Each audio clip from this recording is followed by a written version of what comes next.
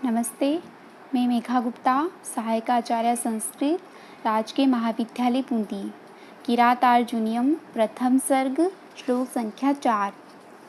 सर्वप्रथम वनीचर अपने द्वारा अप्रिय बातों को कहे जाने के विषय में क्षमा मांगता है और युक्ति युक्त अभय की याचना करता हुआ कहता है, क्रियासु युक्तैर्नृपचार चक्षुषो न वञ्चनीया प्रभवोऽनुजीविभिः अतोऽर्हसि क्षन्तुमसाधु साधु वा हितं मनोहारि च दुर्लभं वच।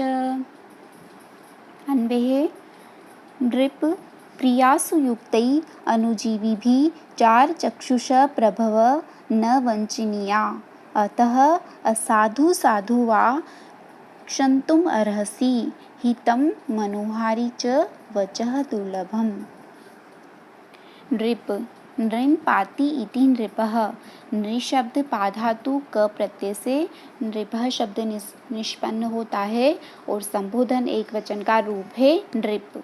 नृप का अर्थ है, हे राजन।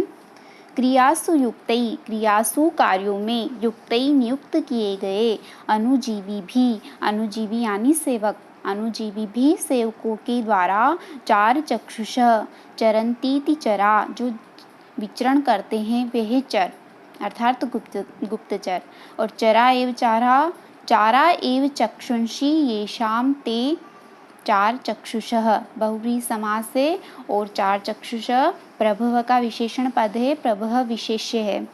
चार चक्षुष का अर्थ है गुप्तचर रूपी चक्षु अर्थात नेत्रों वाले।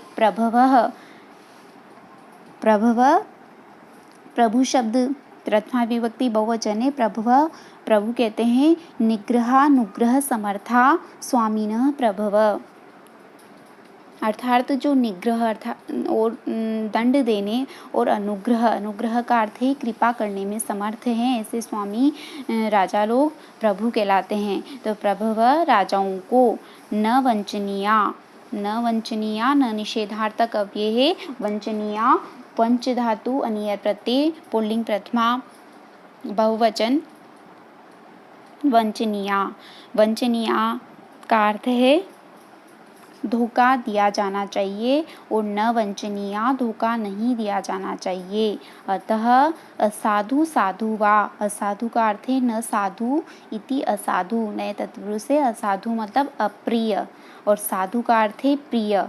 क्षन्तुम अर्हसि, क्षन्तुम क्षम धातु तुमुन प्रत्यय, क्षन्तुम क्षमा करने के, अर्हसि मतलब योग्य हो, आपको क्षमा कर देनी चाहिए। अतः प्रिय अथवा प्रिय मेरे वचन को आप क्षन्तुम अर्हसि क्षमा करें, क्योंकि हितम मनोहारी च वचः दुर्लभम। हितम हितकारी और मनोहारी, मनः हर्तुम शीलमस्य इति मनोहारी उपपद समास से ये वचः का विशेषण है। हितम और मनोहारी ये दोनों पद वचः के विशेषण हैं, वचः विशेष्य पद है।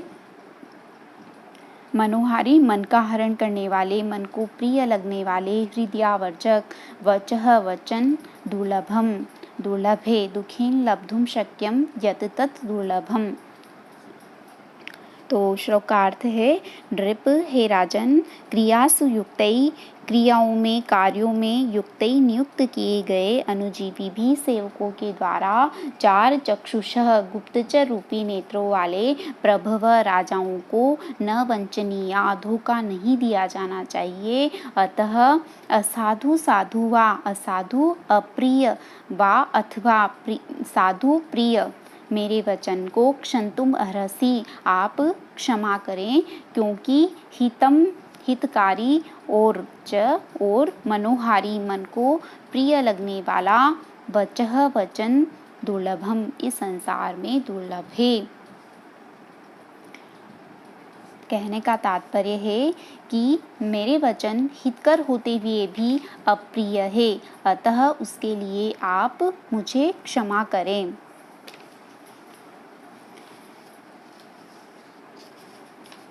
श्लोक की चतुर्थ पंक्ति सूक्ति है। इसी आशय की सूक्ति रामायण रामायण के अरण्य कांड में भी मिलती है। अप्रियस्य च पथ्यस्य वक्ता श्रोता च दुर्लभ। इस संसार में हिताव मधुर और सर्व मन प्रसादिनी वाणी सुदुर्लभ है। कवि ने अन्यत्र भी कहा है, सुदुर्लभा सर्व मनोरमा गिरह। सज्जन तो सदैव हित करने वाली वाणी ही कहते हैं। सताम ही वाणी गुणमेव भाषते। इस प्रकार स्वल्प पदों द्वारा विशुद्धार्थ का वर्णन ही भारवी का वैशिष्ट्य है। अर्थ गौरव में भारवी अन्य सभी कवियों से बढ़कर है, अतः भारवेर अर्थ गौरवम उक्ति सर्वथा सार्थक है। यहाँ हितम मनोहारी च दुर्लभम पच, इस सामान्य कथन से विशेष कथन का समर्थन किया गया है, अतः अर्थांतर न्यास अलंकार का प्रयोग हुआ है, जो श्लोक की चारुता वृद्धि में सहायक है और प्रस्तुत पद्य वंशस्थ छंद में निबद्ध है। यहाँ प्रभव इसका चार चक्षुष यह विशेषण है।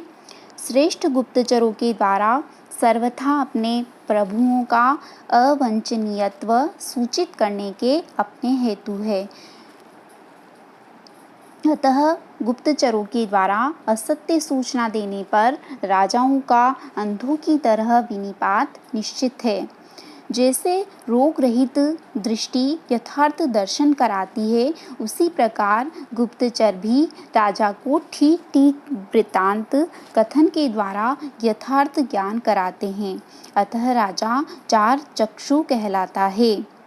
नीति वाक्यामृत में कहा गया है, स्वपरमंडले कार्याकार्यावलोकने चाराश्चक्षुंषि क्षितिपतीनाम।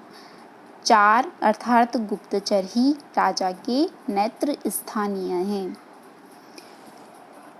यहाँ प्रभव पद का महाकवि भारवी ने साभिप्राय प्रयोग किया है। प्रभव पद राजा का निग्रह अनुग्रह सामर्थ्य का द्योतक है, अतः मिथ्या और अप्रिय भाषण करने में भयानुभूति स्वाभाविक है और कटु सत्य अप्रिय होने से प्रभु के कोप से बचने के लिए प्रभु के कोप से बचने के हेतु आरंभ में क्षमा प्रार्थना करना गुप्तचर की जागरूकता है। चतुर्थ चरणस्थ चकार हितत्व और मनोहारित्व धर्मों का समुच्चय बोधक है। उक्त दोनों धर्मों का एकाधिकरण्य सर्वथा दुर्लभ है। यह इस श्लोक का सारांश है। इति शुभम।